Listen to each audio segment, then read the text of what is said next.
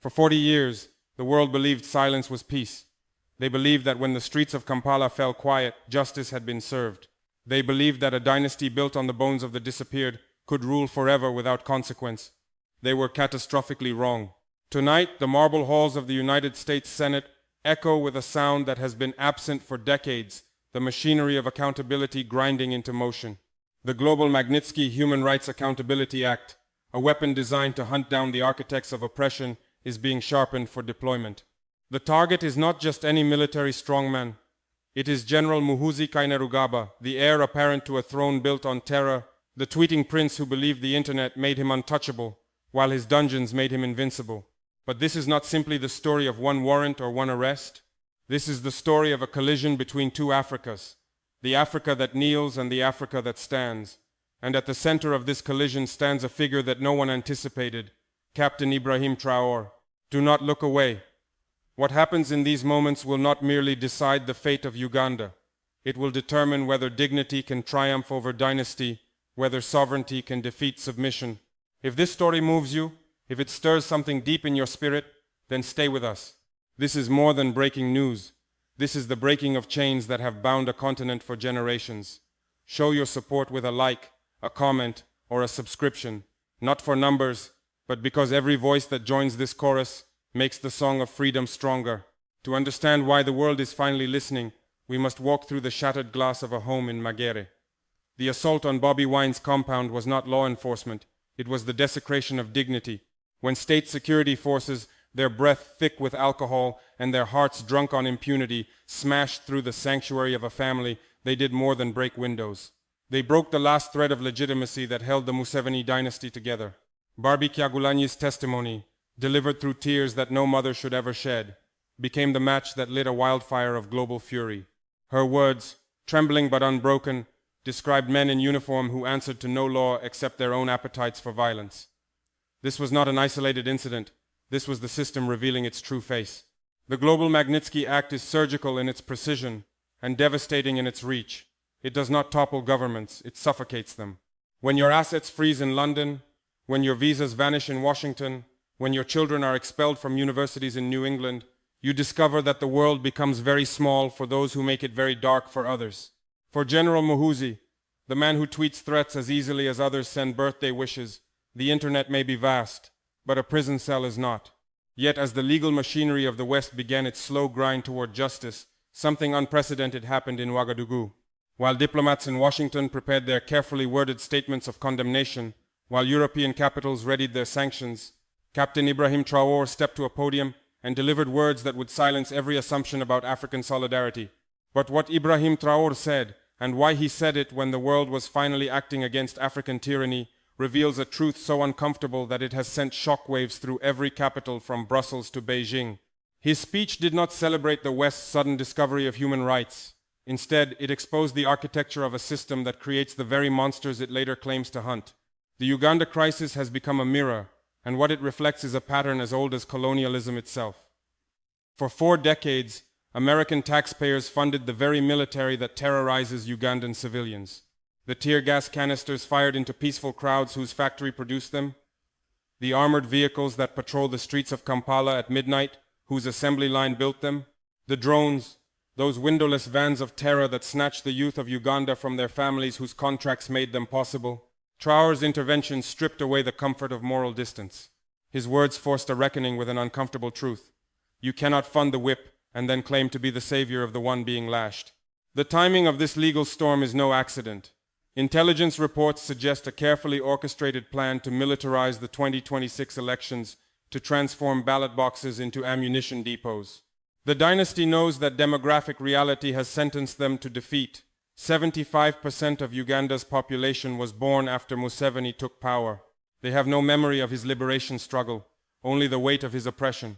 But there is something moving in the shadows of this crisis, something that even the most sophisticated Western sanctions cannot control. Across Africa, a generation is watching. In Nairobi, in Lagos, in Accra, young voices are asking why they should wait for Washington to grant them permission to breathe freely. The regime in Kampala is not merely facing an arrest warrant, it is facing the expiration of its relevance.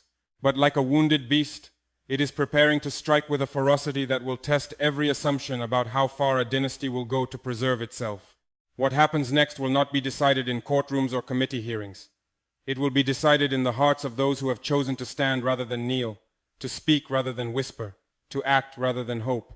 But the most dangerous element in this equation is not the regime's desperation or the West's sudden awakening to justice. It is the voice that dared to ask why the world's conscience only awoke when the dynasty began to crumble, and what that voice plans to do about it. The moment Captain Ibrahim Traoré stepped to that podium, every assumption about African politics shattered like glass hitting concrete. While the world expected gratitude for the West's sudden intervention, what they received instead was a mirror held up to their own complicity, and the reflection was unbearable. Traoré did not speak as a politician seeking favor or a diplomat choosing careful words. He spoke as a soldier who had seen enough, a leader who understood that true justice cannot be imported in the cargo holds of foreign planes. His voice cut through the diplomatic theater with the precision of a surgical blade. "How," he asked, looking directly into the cameras that carried his words across continents, "can those who provided the whip now claim to be the saviors of the one being lashed? How can those who fed the beast for 40 years suddenly discover it has teeth?" The silence that followed was not the absence of sound. It was the presence of truth so stark that even the most seasoned diplomats found themselves speechless. For 4 decades, the same powers now drafting arrest warrants had poured billions into the very military machine that terrorized Uganda's people. The numbers are staggering and undeniable. Since 1986, Uganda has received over $15 billion in military aid, development assistance, and strategic support from Western allies. Every armored vehicle that rumbles through Kampala's midnight streets, every surveillance system that tracks dissidents, every communication network that coordinates the drones, these were not built in Ugandan workshops. They were shipped, installed, and maintained by the very nations now discovering the concept of human rights accountability.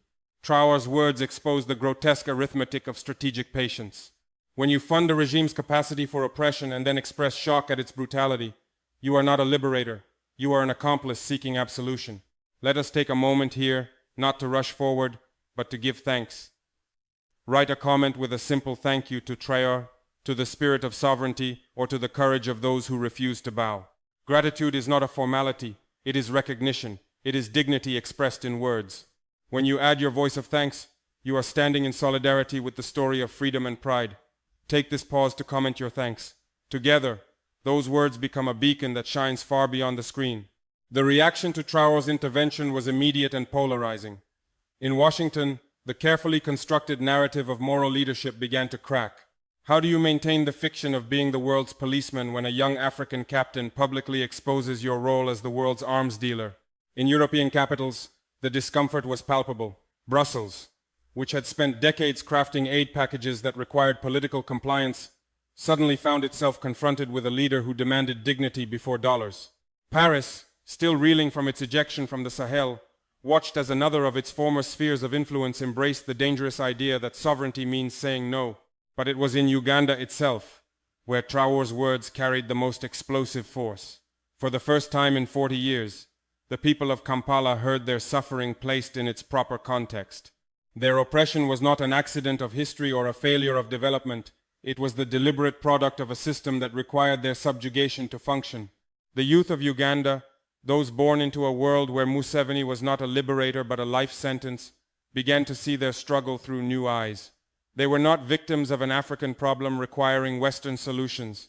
They were casualties of a global system that had sacrificed their freedom for strategic convenience. Across the continent, a generation raised on the mythology of Western benevolence suddenly understood that their poverty was not natural but engineered, their instability not inevitable but induced. The same powers that spoke eloquently about democracy in their parliaments had bankrolled dictatorships in African capitals. Traoré had done something more dangerous than criticizing policy. He had revealed the machinery behind the curtain, and once you see how the machine operates, you can never again pretend that its products are accidents. The Uganda crisis was no longer just about one tyrant and his heir. It had become a referendum on the entire architecture of dependency that had kept Africa kneeling for generations.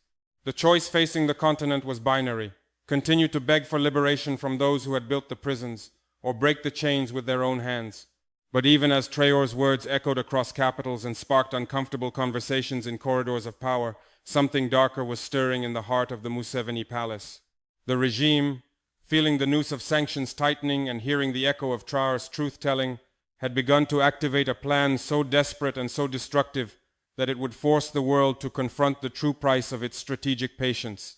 Intelligence sources whispered of midnight meetings where the decision was made to abandon even the pretense of democracy. The 2026 elections would not be rigged, they would be cancelled. Not through constitutional means, but through the declaration of a state of emergency so comprehensive that it would transform Uganda into a fortress ruled by fear. But as the regime prepared its final gambit, they had forgotten one crucial element. The wind of change that Traore had unleashed was already inside their walls, carried in the hearts of every young officer who had heard his words and wondered if their oath was to a nation or to a family's bank account. The confrontation was no longer between East and West, between democracy and dictatorship. It had become a battle between yesterday and tomorrow, between the Africa that accepts and the Africa that demands. What emerged from this collision would determine not just Uganda's fate, but whether an entire continent would continue to outsource its liberation or finally claim it with their own hands. The midnight meetings in State House Entebbe were not planning an election campaign, they were orchestrating a funeral, not for a person, but for the very concept of democratic transition in Uganda. As international pressure mounted and Traore's words continued to reverberate across the continent, the Museveni dynasty made a calculation as cold as it was desperate. If they could not win legitimately, they would ensure that legitimacy itself became irrelevant. The plan, codenamed Fortress Uganda, was breathtaking in its scope and terrifying in its implications. The constitutional government would be suspended under the pretext of national security. The internet would be severed, isolating the nation from global scrutiny. Opposition leaders would not be arrested. They would simply disappear into a network of safe houses that had been expanded for precisely this purpose. But perhaps most chilling of all, the plan included provisions for what intelligence sources describe as regional destabilization, the deliberate spreading of chaos into neighboring countries to create the justification for indefinite military rule. When your legitimacy expires, you manufacture the crisis that makes legitimacy seem like a luxury the nation cannot afford. This was the scorched earth option that even veteran observers of African politics thought belonged to a bygone era. The dynasty had decided that if they could not rule Uganda, they would ensure that no one else could either. Yet as these plans crystallized in the palace, something unprecedented was happening in the barracks. For the first time in 40 years, the Ugandan military was experiencing what intelligence analysts termed ideological fragmentation. Young officers, many of whom had heard Ibrahim Traoré's words broadcast on underground radio networks, began asking questions that shook the foundations of military hierarchy. The questions were simple but devastating. Why should a professional army serve a family business? Why should soldiers trained to defend the nation become the enforcers of a dynasty? Why should men who had sworn an oath to Uganda find themselves protecting the bank accounts of a privileged few? These were not the whispered doubts of isolated dissidents. These were the open conversations of an officer corps that had watched their counterparts across the continent choose dignity over dependency. In Burkina Faso, they saw young soldiers who had traded the comfort of foreign patronage for the harder path of authentic sovereignty. In Mali and Niger, they witnessed armies that had chosen their people over their paymasters. The choice facing Uganda's military was becoming binary: remain loyal to a fading dynasty and face international pariah status, or protect the institution of the army from the toxic legacy of hereditary rule. This moment crystallizes everything that Ibrahim Traoré represents to the old order, the nightmare of a soldier who remembers that his gun belongs to the nation, not the general. Traoré's model offers something more dangerous than military intervention. It offers the possibility of military integrity. You are part of something bigger than a channel right now. You are part of a community that refuses to let these narratives be written by outsiders. If you want to join that community more deeply, if you want to support the team bringing these stories to life, become a member. Your contribution directly funds better research, deeper investigations, clearer truth. You are not just supporting Bright Africa.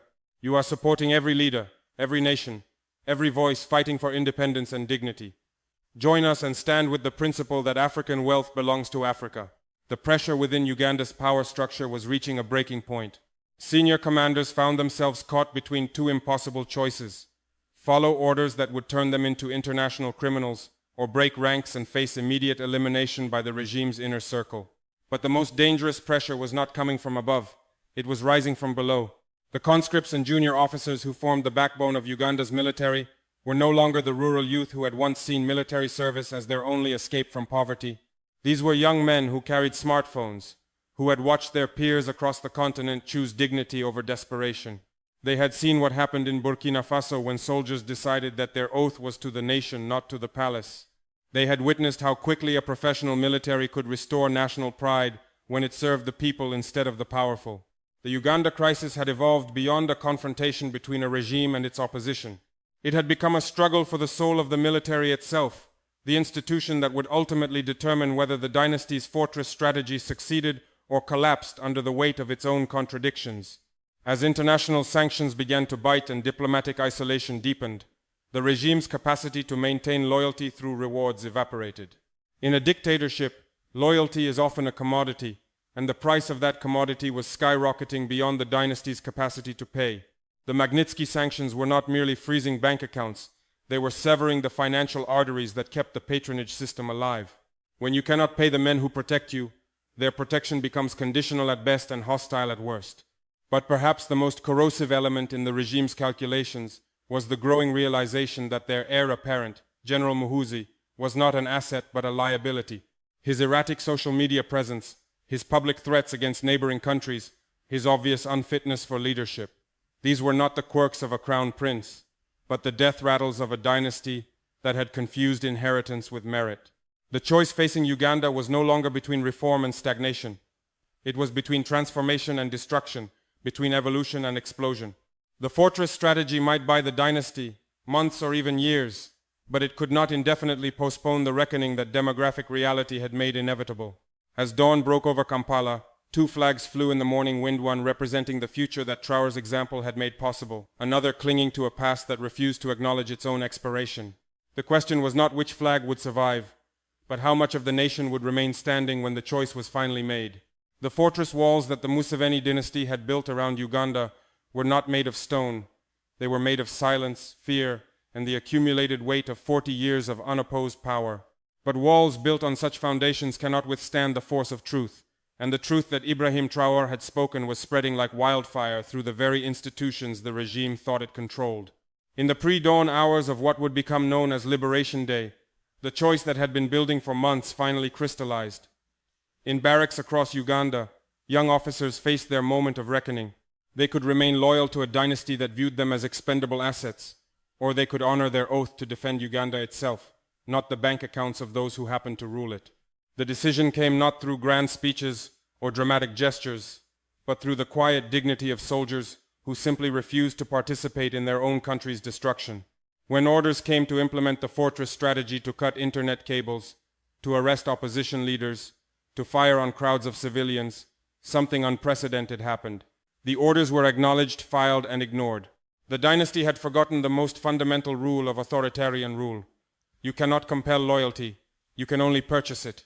And when your currency becomes worthless, when international sanctions freeze your assets, when your promises become jokes, when your heir apparent becomes an embarrassment, loyalty evaporates like morning mist. The collapse, when it came, was not violent but inevitable. Like a building whose foundation has been quietly eroded, the regime simply crumbled under the weight of its own contradictions. General Muhoozi's final tweets were not threats of retaliation but desperate pleas for relevance that no one bothered to read. The transformation was as swift as it was complete. Within hours, the windowless vans that had terrorized Kampala's streets for decades were repurposed as medical ambulances. The safe houses that had hidden the regime's crimes became community centers. The surveillance equipment that had tracked dissidents was redirected to monitor infrastructure and ensure public safety. But perhaps the most powerful symbol of change was the moment when Barbie Kyagulanyi, the woman whose testimony had helped trigger this entire transformation, walked freely through the gates of State House, not as a prisoner or petitioner, but as a citizen reclaiming her country's most sacred spaces. Take a second right here to tell us where you are watching from. Write in the comments the name of your city, your country, the soil beneath your feet. Bright Africa reads every one of them with immense gratitude, and we send to each of you a heartfelt wish. May your journey be filled with dignity, hope, and light. This is more than a video. It is a gathering of voices across the globe, united by a shared understanding that freedom is not given but taken. The price paid for this transformation cannot be measured in dollars or counted in years. It was paid in the dreams deferred of an entire generation, in the potential squandered, in the brilliance suppressed. For 40 years, Uganda's youth had been forced to choose between exile and submission. Now, for the first time in their lives, they could choose hope. The lessons of Uganda's liberation spread across Africa like seeds carried on the wind. In countries still trapped under the weight of hereditary rule, young people asked why they should accept what their Ugandan counterparts had rejected. The model that Ibrahim Traoré had pioneered in Burkina Faso, dignity before dependency, sovereignty before submission, was no longer an isolated experiment but a continental awakening. The international community, which had spent decades managing African conflicts rather than resolving them, found itself confronted with something they had not anticipated: African solutions to African problems. The arrest warrant that had started this entire crisis became irrelevant not because it was withdrawn, but because the man it targeted had become powerless. There is profound justice in the realization that the dynasty which had ruled through fear ultimately died from irrelevance. The Museveni era ended not with the bang of revolution but with the whisper of indifference. When a people stopped fearing their oppressors, those oppressors ceased to exist in any meaningful sense. Yet this transformation came at a cost that we must acknowledge with both regret and resolve. We look back at the stolen decades, the suppressed votes, the brilliance of minds that were forced into exile or silence, and we feel the weight of what might have been. Uganda could have been a beacon of development, democracy, and dignity. Instead, it became a cautionary tale of how power without accountability corrupts not just leaders, but entire nations. But from the ashes of that regret rises something more powerful: hope. Hope that the next generation of African leaders will learn from both Traoré's example and Museveni's failure. Hope that the continent's youth will no longer accept that suffering is their birthright. Hope that the voices of dignity will drown out the whispers of dependency. As we prepare to end, remember, this is not the conclusion of the story, but the seed planted in the soil of your consciousness. Every narrative of dignity, every voice of sovereignty, is part of a harvest that lies ahead. If you want to see that harvest grow, subscribe to this channel, not because we ask for numbers, but because we are building a space where voices of independence are honored, where stories of African pride continue to be told. By subscribing, you are not just supporting us, you are choosing to walk with us into the next chapter of Africa's unfolding renaissance. Your subscription is not for us alone, it is for the promise of what is still to come. Join us and stand ready for the chapters that are already being written across the continent. The story that began with broken glass in Niger ended with broken chains across Uganda. But more importantly, it revealed that the power to break those chains had always resided in the hands of those who wore them. Ibrahim Traoré did not liberate Uganda. He simply reminded Ugandans that they had always possessed the key to their own liberation. The revolution was not imported in the cargo holds of foreign planes or dictated in the resolutions of distant parliaments. It was homegrown, authentic, and unstoppable. Today, as young Ugandans wake up in a country where their voice matters more than their silence, where their dreams are valued more than their submission, they understand that Ibrahim Traoré's greatest gift was not his words but his example. He showed them that sovereignty is not negotiated, it is declared. That dignity is not granted, it is claimed. That the future belongs not to those who wait for permission but to those who act with purpose. Burkina Faso lit the torch, but the fire now burns in every heart that refuses to bow. The arc of the moral universe is long, but it bends toward justice when justice is demanded rather than requested. Stand tall, stay vigilant, and remember, the dawn does not ask permission from the night to break.